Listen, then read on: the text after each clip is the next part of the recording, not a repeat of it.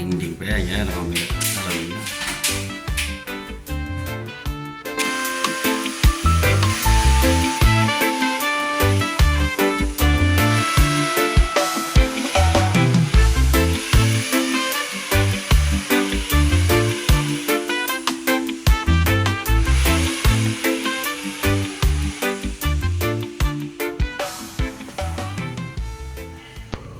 Magandang umaga mga boss.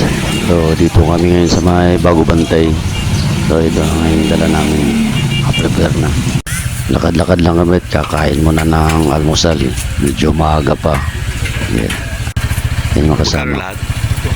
250. Pagkatapos nga namin kumain, balik na kami dun sa pagkakabitan namin. Dito kami ngayon sa Bago Bantay. Kakabit kami ng shower enclosure ito. Aga namin dito, alas 6 pa lang. Ngayon pa lang nagising yung caretaker. Ngayon pa kami sa trabaho. Magkakabit din nga rin pala kami ng mirror. Napakataas na mirror. Kaya yun ang uunahin namin kabit Sa taas yung mirror. Sa taas yan, sa kwarto. So baba muna natin sa Boss.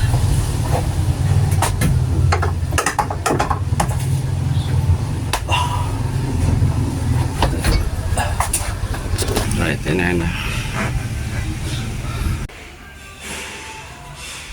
Magkasagad po.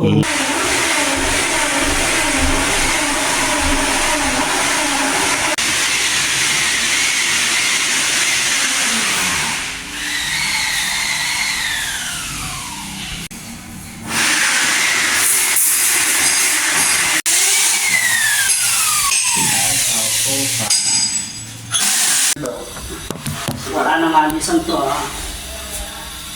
Sige, okay na. Ang layo na naman ito. Kaya nun, dikit na sa taas eh. Kaya, Okay na yan. Okay na po. kaya Maglalagay na tayo ng mga ano.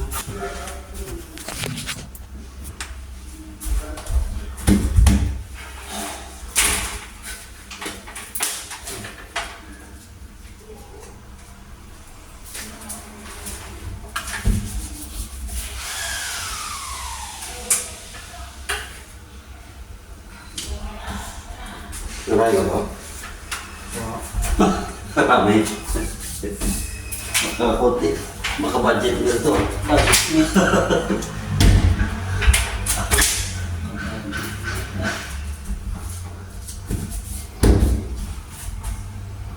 So dito na nga namin idikit yung mirror mga boss. Ay, nilalagyan na namin ng banding.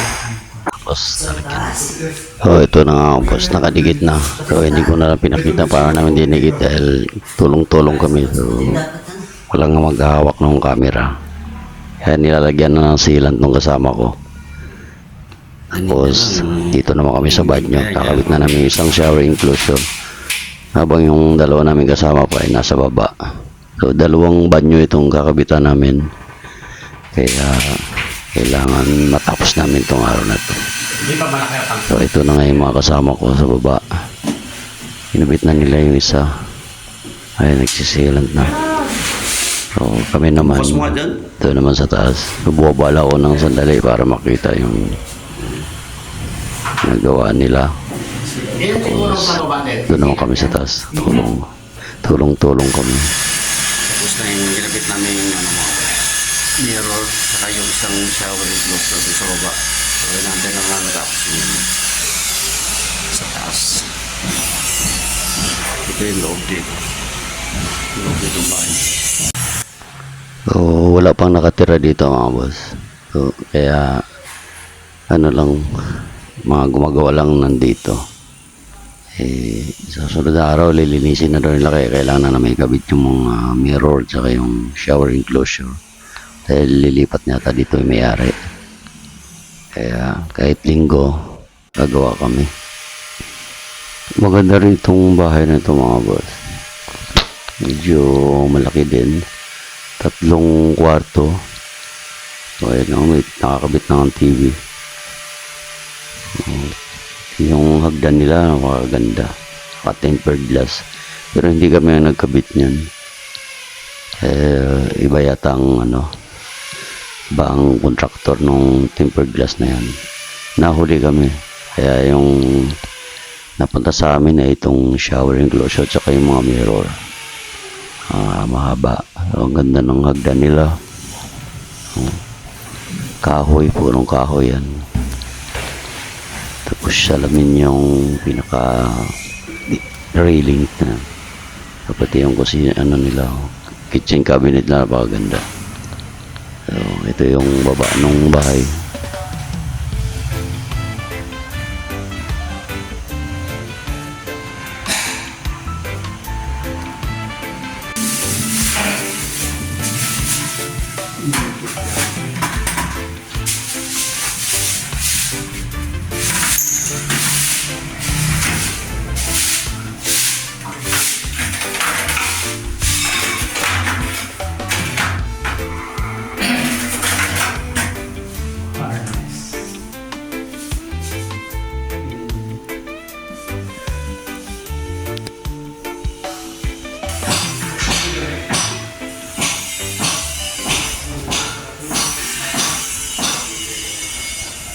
Pati itong maliit na mirror nila mga boss.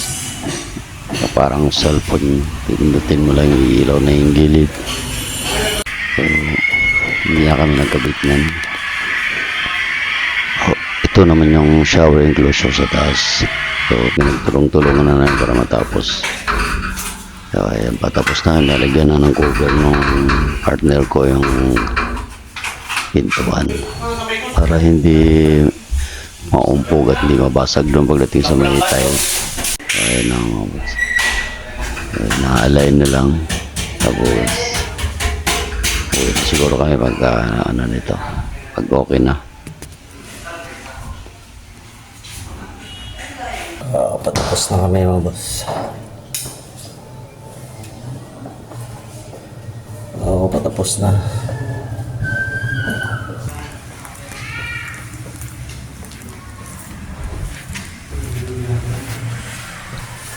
Ito namang sa baba, double check lang ng mga kasama ko bago kami umalis.